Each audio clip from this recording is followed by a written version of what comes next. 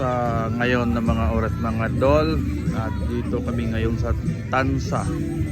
Nag-swimming muna, nagpabugnaw-bugnaw ba kay perti ng inita sa kalawasan mga idol.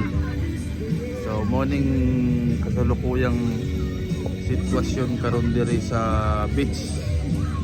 Perting puno nalubog na yung dagat mga idol. Nalubog na yung dagat to. Kuan lang, mura ng mga umigas ang kuan dagat.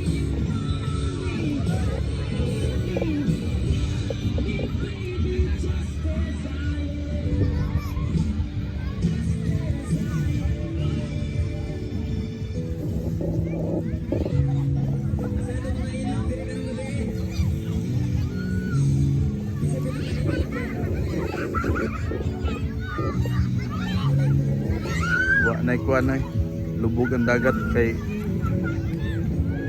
dagat ihi.